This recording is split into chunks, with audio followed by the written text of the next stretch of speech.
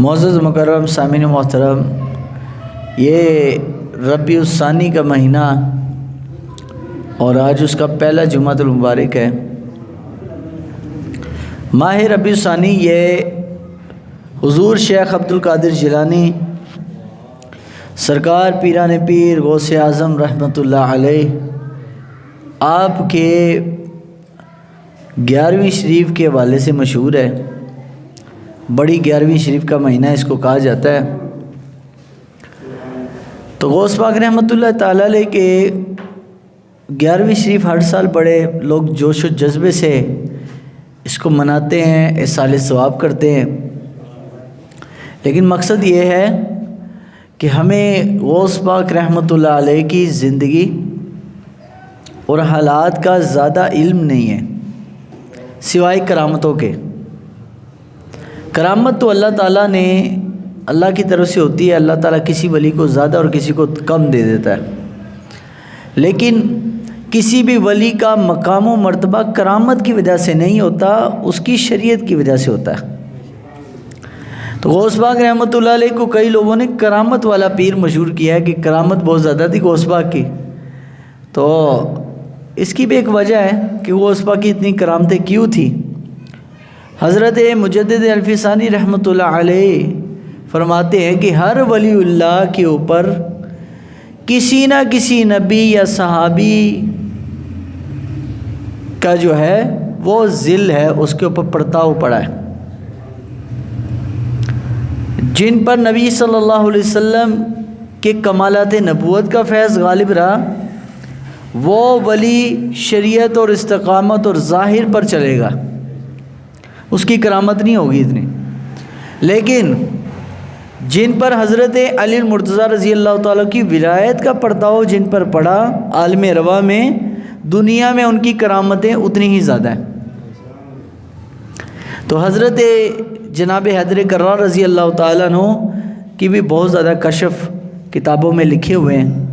حضرت علی کے کشف اور آپ کی کرامات کا تذکرہ کتابوں میں آیا ہے۔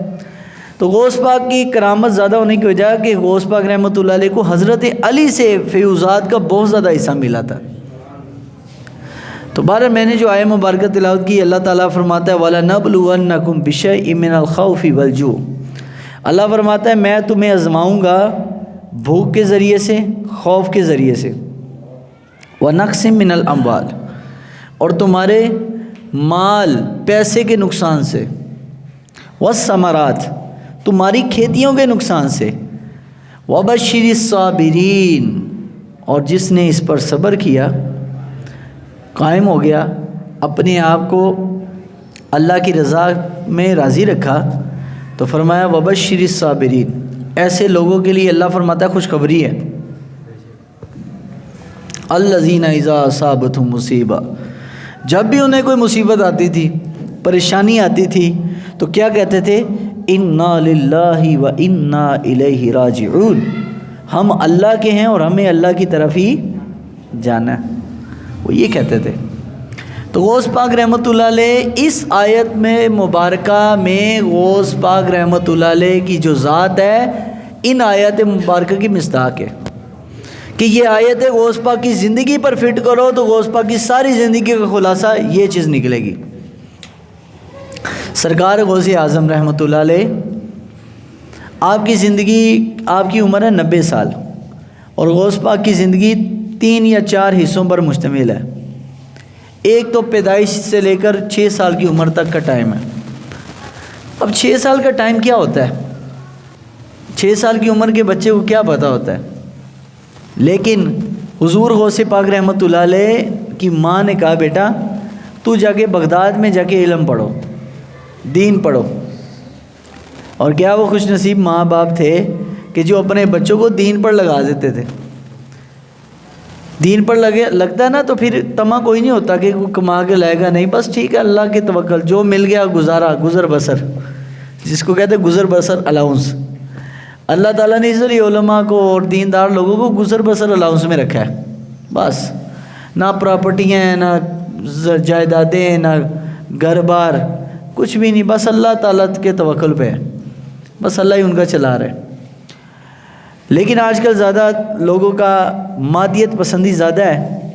ہر ماں باپ یہ سوچتا ہے میں اپنے بچوں کو وہ چیز پڑھاؤں کہ بڑے ہو کر فائدہ کچھ کرے, اس کو پیسہ مالی لحاظ سے.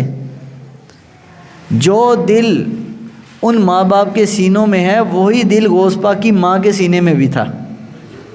لیکن غوث پاک کی ماں نے فرمایا بیٹا مجھے تجھ سے دنیا کی کوئی طمع نہیں ہے, تجھ سے دنیا کی کوئی غرض نہیں ہے کہ تو کو کما کے لیا, لاکھ روپیہ کما, مہینے کی اتنی آمدن ہونی چاہیے. اخراجات بہت ہیں, مہنگائی ہو گئی ہے. مہنگائی کا پریشانی ہر زمانے میں رہی ہے. یہ آپ نہ سمجھے کہ وہ زمانہ کوئی آسمان کی طرف سے اللہ تعالیٰ کی طرف سے کوئی من و سلوہ اترتا تھا. ہر زمانے میں رہی پرابلم. لیکن وہ لوگ جن کی لو اللہ سے لگ گئی نا, وہ کہہ بس ٹھیک ہے روکھی سوکھی جتنی ملی ہم خوش ہیں بھائی. تو شیخ عبد القادر جیلانی رحمۃ اللہ علیہ, آپ کی ماں نے فرمایا بیٹا 6 سال کی عمر آپ جا کے بغداد جا کے پڑھو. سرکار غوث پاک فرماتے ہیں میں بغداد چلا گیا. اب رستے میں ایک واقعہ بھی ہوا. ماں نے جاتے ہوئے بولا تھا بیٹا جھوٹ نہیں بولنا. جھوٹ, سارے بولیے جھوٹ. کیوں؟ کیونکہ اللہ تعالیٰ نے جھوٹ بولنے والے پر لعنت کی ہے.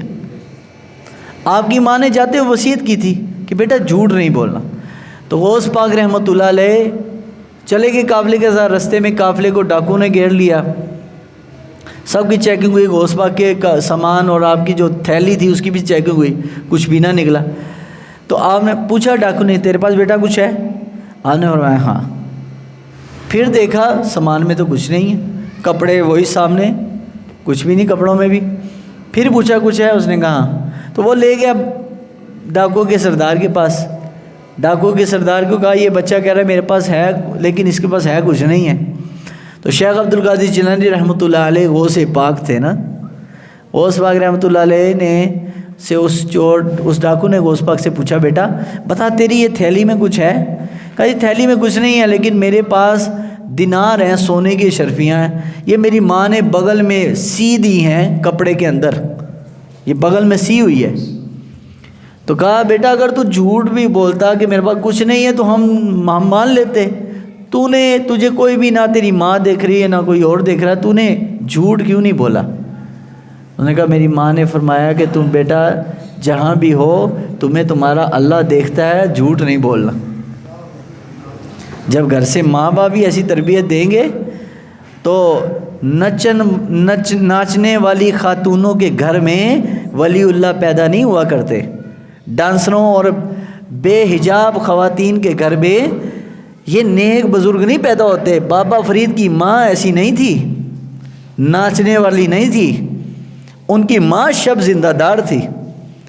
غوث پاک رحمۃ اللہ علیہ کی ماں شب زندہ دار تھی, اس لیے تو غوث پاک جیسے بچے پیدا ہوئے.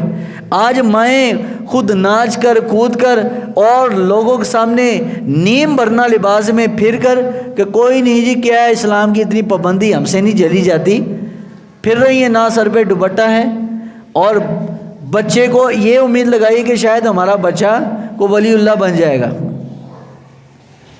ماں باپ کا بھی خون ساتھ میں لگتا ہے تو پھر جا کے ولی اللہ بنتا ہے. ماں باپ کے خون کا اثر ہوتا ہے.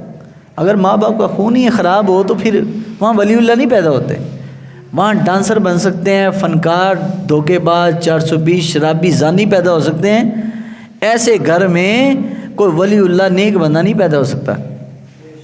لوگ آج کہتے ہیں آج وہ پرانے زمانے والے ولی اللہ نہیں ہوتے. میں نے کہا آج وہ مائیں تم لا دو تو آج بابا فرید جیسے بچے بھی ہوں گے. جب آج وہ خواتین ہی نہ رہی تو بچے کیسے؟ بچے بھی پھر ویسے ڈانسر, دھوکے باز, فراڈیے پیدا ہوں گے. تو شیخ عبد القادر جیلانی فرماتے ہیں 18 سال تک میں نے دین کا علم پڑھا. 6 سال سے لے کے 12 سال ٹوٹل غوث پاک نے دین کا علم پڑھا. 18 سال جس عمر میں ہمارے کالجز کے لڑکوں کو غسل کے فرائض نہیں آتے, غوث پاک اس 18 سال کی عمر میں جو سیکنڈ ایئر کے بچہ ہوگا, میرے خیال سے 18 سال عمر ہوتی ہے اس کی, فرسٹ ایئر سیکنڈ ایئر میں کالج میں, آپ پوچھے تو کہے گا جناب غسل کے فرائض نہیں آتے. اس عمر میں تمہارے اور ہمارے بزرگ حضور غوث اعظم رحمۃ اللہ علیہ درس نظامی پورا پڑھ چکے تھے. عالم بن چکے تھے. آج تو بڑے بڑے جناب بڑی عمریں ہو گئی ہیں, پتہ ہی نہیں ہے غسل کیسے کرنا ہے, پلیتی سے جنابت سے پاکیزگی حاصل کیسے کرنی ہے, کوئی پتہ نہیں ہے. تو غوث پاک فرماتے ہیں 18 سال سے لے کر فرمایا 27 سال تک, ٹوٹل 9 برس غوث پاک فرمایا میں نے بغداد کے بڑے بڑے شیوخ کی خدمت میں اپنا وقت گزارا, ان کی خدمت کی, ان کے کپڑے دھوئے, ان کی جوتیاں صاف کی, ان کے لیے کھانا لگایا. کتنا بڑا آدمی. اور کن کے ہاتھ پر جا کے مرید ہوئے؟ ابو سعید مبارک رحمۃ اللہ علیہ, ان کے ہاتھ پر جا کے بیعت ہوئے. اب وہ لوگوں کی میں بات یہاں پر ان کی تصحیح کرتا چلوں جو لوگ کہتے ہیں کہ کوئی سید غیر سید کا مرید نہیں ہو سکتا. کوئی سید ہو تو غیر سید, پیر صاحب غیر سید ہے, وہ سید نہیں ہے, مرید سید ہے. تو کوئی سید آدمی غیر سید پیر کا مرید نہیں ہو سکتا. سب سے بڑی دلیل ہمارے لیے خود غوث پاک ہیں, جو والد کی طرف سے حسنی ہے, امام حسن کی اولاد, والدہ کی طرف سے حسینی ہے, نجیب الطرفین سید, عالم دین بھی ہے, قاری قرآن بھی ہیں, حافظ قرآن بھی ہیں, اور اس کے بعد ابو سعید مبارک رحمۃ اللہ علیہ کے آستانے پر جھاڑو بھی دیا ہے. فرمایا اس کے بعد فرمایا 25 سال میں نے عراق کے مختلف جنگلات میں گزارے. غوث پاک فرمایا 50 سال تک میں نے مجاہدات اور ریاستوں میں گزارے. اور ایک لمحہ تو ایسا بھی آیا حضور غوث اعظم پر. اب دیکھیے سرکار غوث پاک, حالانکہ شریعت اجازت دیتی ہے وہاں پر, لیکن غوث پاک نے تقوی کو اپنایا. بعض چیزیں شریعت نے آپشن دی ہوتی ہے آپ کو کہ اگر یہ نہیں, جیسے آپ کے پاس پانی نہیں ہے تو تیمم کی اجازت ہے نا, کہ آپ نے نماز پڑھنی ہے تو تیمم کریں. لیکن جو تقوی والا ہوگا اسے نماز نہیں بھی پڑھنی, نماز پڑھ چکا ہے لیکن بے وضو ہے, وہ کہے گا یار تیمم کر لو پاک ہو جاؤں. حالانکہ تیمم کی ضرورت ہی نہیں ہے, نماز تو پڑھ چکا ہے, قرآن تو پڑھ چکا ہے, نہ قرآن کو ہاتھ لگانا نہ نماز پڑھنی. وہ کہہ رہا ہے ہر وقت میں باوضو رہوں.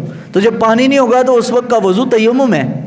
تو شریعت نے اتنی آپشن دی ہے بھائی پانی نہیں ہے تو تیمم کے ساتھ کر لو, اور جب بے وضو ہو تو اس وقت ہی تیمم کر لو, آپ باوضو ہو جاؤ گے. لیکن حضور غوث پاک تقوی پر چلنے والے بزرگ تھے نا, آج کل کے پیروں کی طرح تھوڑی تھے.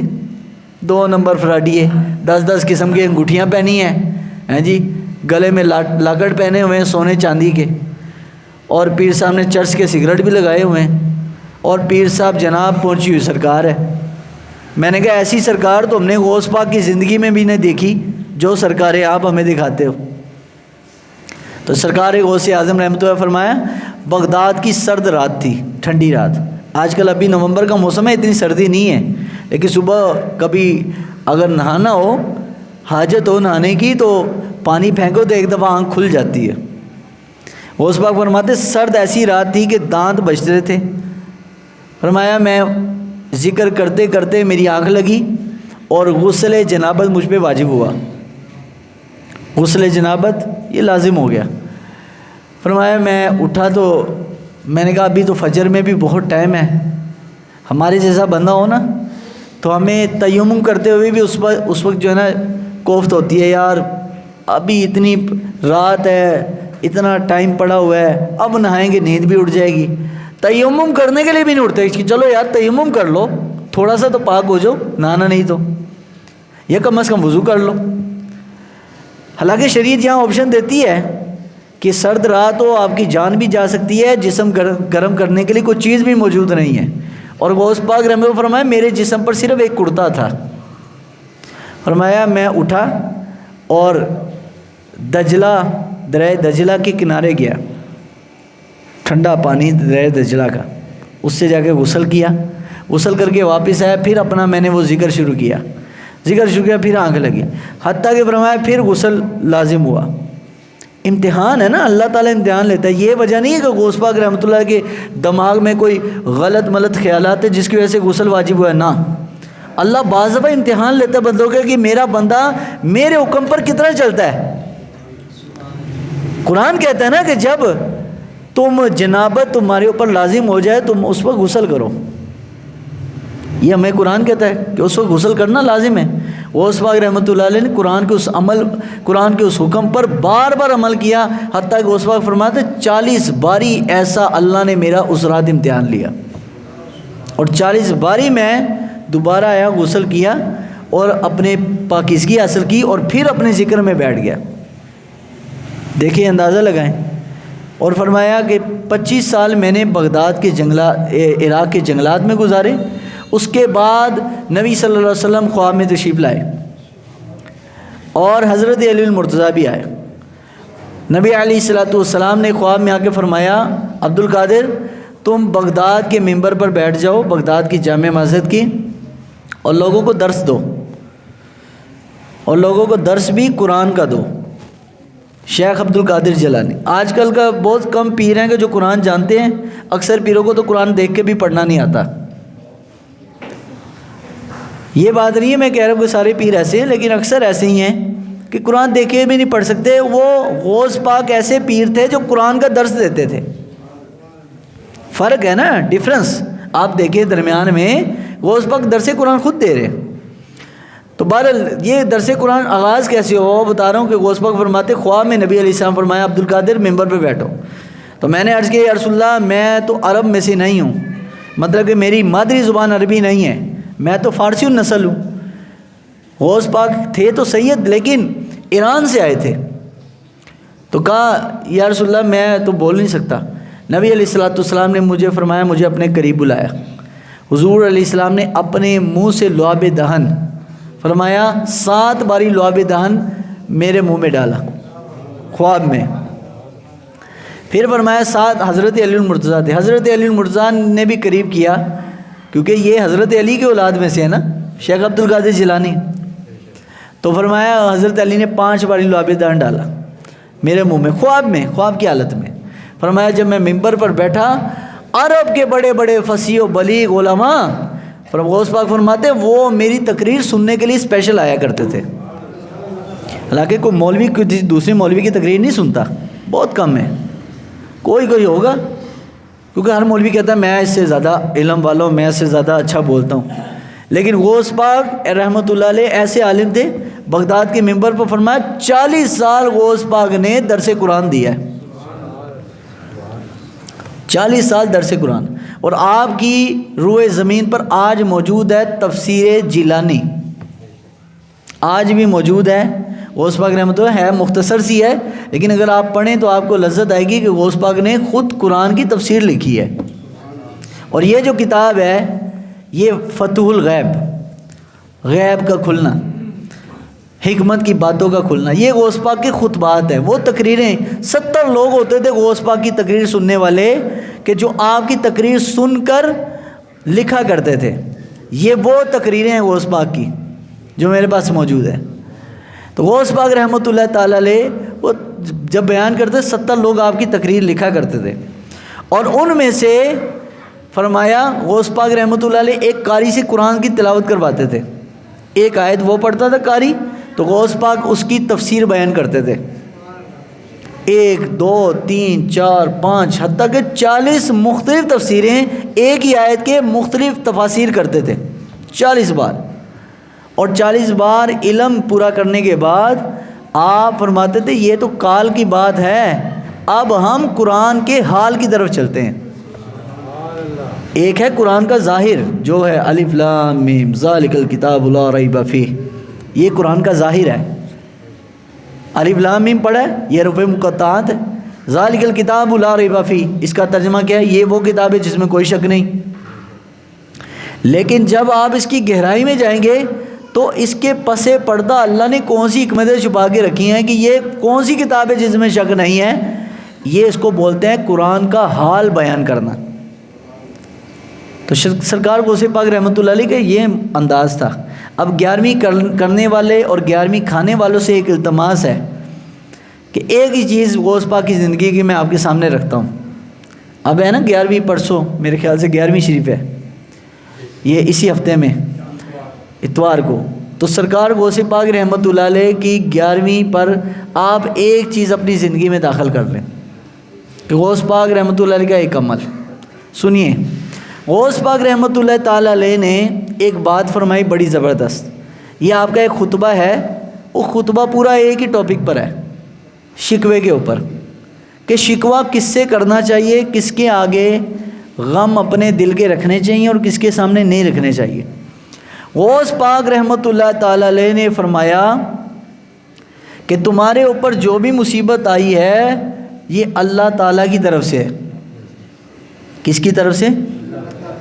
جب تو اپنی کوئی مصیبت کسی کو بتاتا ہے تو گویا کہ تو اللہ کی شکایت بندے کو کر رہا ہے۔ میرے تو حالات بہت ماڑے نے، میں تو بڑا تنگ، بڑا پریشانی، تو بھائی بندے نے ٹھیک کرنا ہے۔ یہ حالات اور یہ پریشانی کس کی طرف سے آئی ہے بھائی؟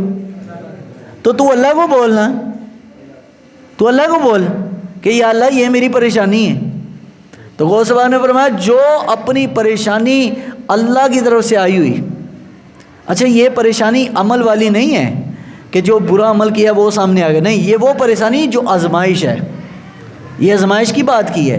ایک تو وہ ہے نا ہمارے برے عمل ہمارے سامنے آ جاتے ہیں، وہ تو اللہ سے معافی مانگو، تو اس پر استغفار کرو، لیکن وہ آپ جانتے ہو کہ یار میں تو کوئی غلط کام نہیں کر رہا، لیکن اللہ کی طرف سے آزمائش آ گئی ہے، تو آپ اس آزمائش پر بندوں سے نہ کہو یار میری اب پریشانی، نہیں، اللہ سے کہو۔ فرمایا جو تنہائی میں بیٹھ کر اپنے غم رب کو بتاتا ہے وہ اپنا غم اللہ کے سپرد کر دیتا ہے، اور جو اپنا غم بندوں کے سامنے رکھتا ہے وہ اپنا غم اپنے اوپر اور بڑھا لیتا ہے۔ اس لیے اپنا غم کسی بندے کے سامنے مت رکھو، بندوں نے